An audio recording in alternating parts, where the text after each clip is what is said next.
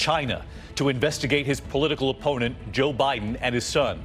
It all comes amid the escalating impeachment investigation looking into the president asking for the same thing in that phone call with Ukraine's new president. And the text messages revealed here tonight, one diplomat saying it's crazy to withhold security assistance for help with a political campaign. The new images just in tonight, a U.S. military drill gone wrong. 87 paratroopers jumping at night, but then missing their landing spot. Nearly 24 badly injured, several rushed to the hospital, some dangling in trees, one for 12 hours. Also breaking at this hour, the hard landing and then the sheriff's department flying overhead. Then that helicopter going down too. You could see the pilots, one appearing to try to help the other. The deadly plane crash in the Northeast, the husband on board sending a final text message to his wife, who was waiting for him back on the tarmac.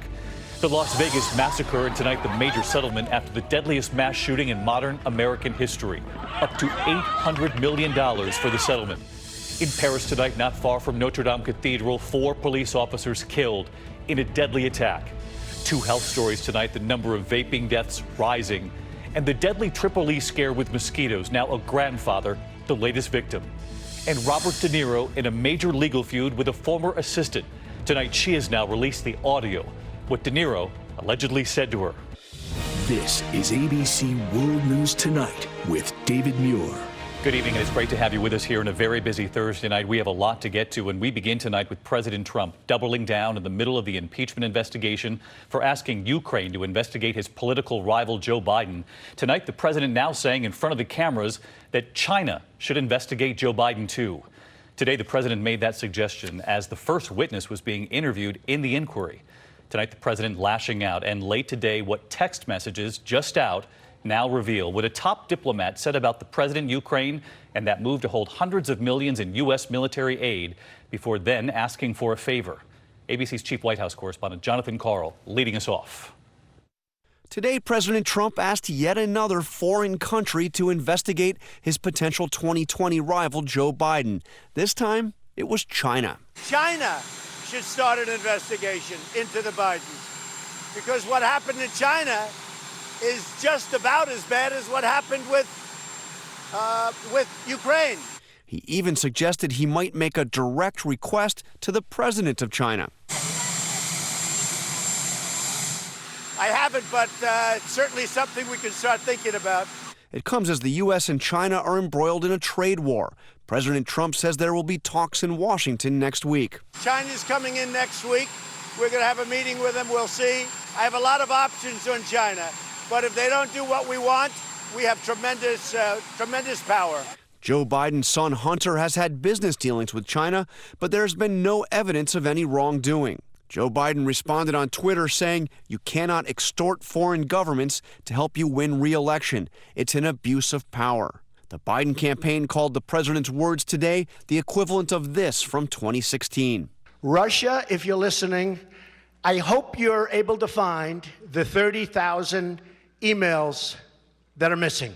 The president's words today are especially remarkable because he is suggesting a foreign government investigate his political rival at the very moment he is facing possible impeachment for doing just that, asking the president of Ukraine to do us a favor and investigate a debunked conspiracy theory about stolen Democratic emails and Joe Biden and his son. I find once again the president inviting another country to interfere in our presidential elections repugnant and a fundamental breach of his oath of office. So let's get to John Karl with us live from the White House tonight. And John, the president insists his political requests of Ukraine on the phone call and now China in public are totally appropriate. David, the president isn't even denying the central allegation against him. He's just insisting that asking a foreign government to investigate a political rival is entirely proper. That means that this is becoming less a question of what the president did than a debate over what is right and what is wrong. John Karl leading us off tonight. John, thanks. And as I mentioned there at the top tonight, there are new text messages now emerging this evening as the first witness is interviewed in this investigation. Kurt Volker, the former special U.S. envoy to Ukraine, answering questions behind closed doors today. He resigned just days after the whistleblower complaint, and the transcript of that call was released from the White House. Tonight, what he reportedly revealed and the text messages between diplomats about all of this. ABC's Mary Bruce on the Hill. Mr. Messer, what are you going to tell them? Tonight on Capitol Hill, the president's former envoy to Ukraine, Kurt Volker, offering the first inside account of the president's efforts to press Ukraine to investigate Joe Biden. Volker handing over text messages that show State Department officials debating whether Trump was withholding nearly $400 million in military aid to pressure Ukraine for his own political benefit. The top American diplomat in Ukraine, Bill Taylor, writes, "I think it's crazy to withhold security assistance for help with a political campaign." The U.S. ambassador to the European Union, Gordon Sondland, replies, "I believe you are incorrect about President Trump's intentions. The president has been crystal clear, no quid pro quos of any kind." But Sondland then adding, "I suggest we stop the back and forth by text." According to the whistleblower complaint, Volker had regular dealings with President Trump's personal attorney, Rudy Giuliani, who has aggressively pushed Ukrainian officials to investigate Biden. I spoke to Ambassador Sondland 4 times. I spoke to Volker 8 times. They basically knew everything I was doing. The whistleblower says Volker spoke with Giuliani in an attempt to, quote, contain the damage to U.S. national security. The Washington Post today reports Volker told lawmakers he warned Giuliani he was being fed untrustworthy information from Ukrainian political figures about Biden and his son. Well, it's deeply concerning. The information and smears against Vice President Biden had no basis in fact. According to the Post, Volker says he also cautioned the Ukrainians to steer clear of U.S. politics. But Republicans are defending President Trump. But Ambassador Volker has been very impressive and, as I said, has said nothing that coincides with what the Democrats are saying with their whole impeachment narrative. Mary Bruce live up on the Hill tonight. And Mary, tomorrow lawmakers will hear from the Inspector General for the intelligence community. And of course, he's the one who received the whistleblower complaint.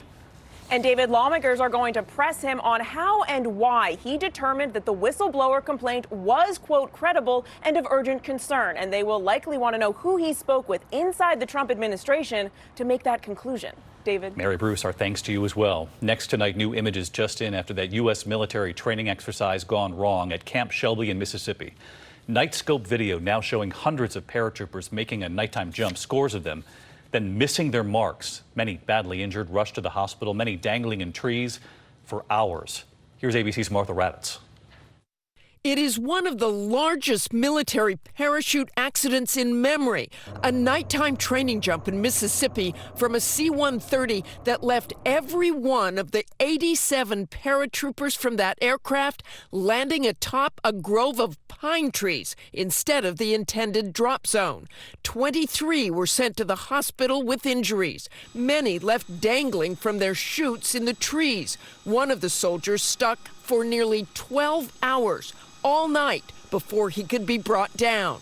The weather was reportedly clear. The winds were calm. The investigation will kind of reveal exactly why so many jumpers ended up in the trees.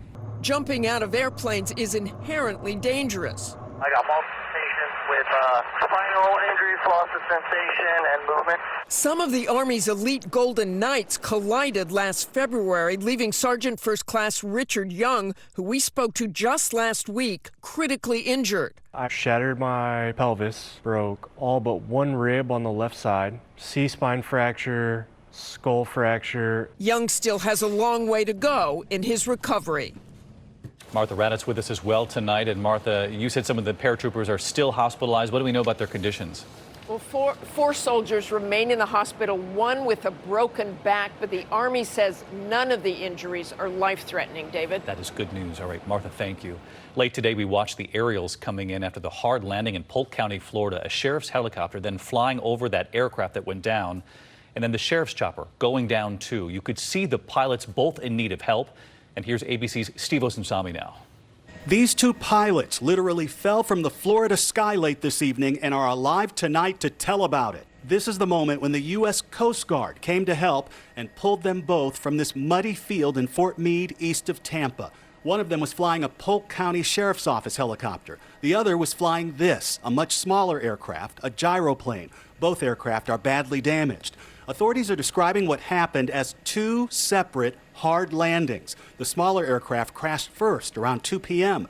The location is near a rock mine, and workers there called for help. We have have a visual on the pilot, and he appears to be fine. He's standing up and waiting. Witnesses say the sheriff's helicopter was above the scene an hour later when it went down as well. Hey, we've got mine guys telling us that they have witnessed the chopper go down, and it is crashed. One of them, as he was being rescued, was holding his leg in a great deal of pain. Federal authorities are investigating both hard landings tonight. It's an extremely rural and wet area, so their work won't be easy. David? Steve Osunsami tonight. Thank you, Steve. Meantime, the investigation into that deadly plane crash in the Northeast at the second busiest airport in New England. The World War II bomber crashing into that warehouse right after takeoff, killing 7 people. Tonight we learned, including a husband who texted his wife right beforehand. She was waiting for him back on the tarmac. ABC's Whit Johnson in Hartford, Connecticut. Tonight, an NTSB GO team sifting through the smoldering wreckage at Bradley International Airport, revealing more about the fiery B-17 crash that claimed 7 lives. We know that there was impact about 1,000 feet out from the threshold of the runway. Investigators also recovering the same engine the pilot complained about when he radioed for help. What's the reason for coming back? Got number 4 engine. We'd like to return and blow it out. 13 people on board, including Air National Guard Command Chief and volunteer firefighter James Trafficante, now being hailed as a hero. He popped the hatch and was able to extract some individuals, but when the tragedy hit, his training kicked in. Among the 7 dead, both pilots, a retired Vernon police captain, Gary Mazzone, and 59-year-old Rob Rydell, his wife Deborah, watching in horror from the tarmac. He knows I was there, and I think at that point, that was where I needed to be. Deborah says her husband also reported engine trouble, sending her text messages from the air and a final warning. Turbulence. Turbulence, yeah. It's the last message he sent you. I sent him one more text message. I just wrote his name. I thought if he's alive and he's okay, he will respond. He didn't. Just awful. Whit Johnson again from Bradley International Airport tonight. And Whit, investigators have now obtained surveillance video of this crash. And David, that surveillance video could prove to be critical evidence. Already, it's given NTSB investigators a more accurate sense of the timeline. They say the B-17 bomber was only in the air for about 8 minutes before that deadly crash. David? Whit Johnson again tonight. Thank you, Whit. Overseas this evening, a stabbing rampage at the headquarters of the Paris police just steps away from Notre Dame Cathedral. A longtime employee going from office to office, killing 4 people, including 3 officers, before he was fatally shot. The city's prosecutor tonight saying he believes terror was not the motive, but the investigation is still early. We're also following a developing headline tonight, an active shooter situation here in the U.S. in Vancouver, Washington. At least 3 people wounded in a shooting at a downtown apartment building, 2 reportedly in critical condition. The shooter is now holed up in his apartment, according to police who are on the scene. We will continue to monitor this. And a massive settlement tonight for the worst mass shooting in modern American history. 58 people were killed, hundreds wounded in Las Vegas when Stephen Paddock opened fire from the 32nd floor of Mandalay Bay Resort 2 years ago. Targeting the crowd at a country music festival, the hotel's owner agreeing to pay up to $800 million to the families of those killed and the survivors. We turn now to the weather headline. In the Northeast, from the 90s yesterday, record-breaking highs, a 40-degree drop tonight. Raw and wet outside, but it hasn't cooled down everywhere. Meteorologist Rob Marciano tracking it all again tonight. Hey, Rob. Hi, David. Quite the turn to fall, as you mentioned, here in the Northeast. Not the case in the Southeast. Places like Atlanta for the 3rd consecutive day seeing an all-time record October high broken. 97, the number today, could do that again tomorrow. Columbia, 99, could be a record. Mobile, New Orleans, also potentially setting record highs. Meanwhile, as you mentioned, 40-degree drop with rain. Going to be a chilly and wet night tonight. Even colder tomorrow night. That's setting the stage for potentially the first freeze of the season in parts of New York and New England. Fall has arrived. I don't think it's going anywhere. David? Rob Marciano, thank you.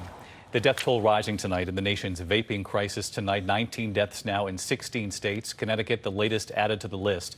The CDC also reporting 1,080 confirmed and probable lung injury cases linked to vaping in 48 states and the U.S. Virgin Islands, up more than 200 from just a week ago. 37% of them in people under 21 and 78% involving THC.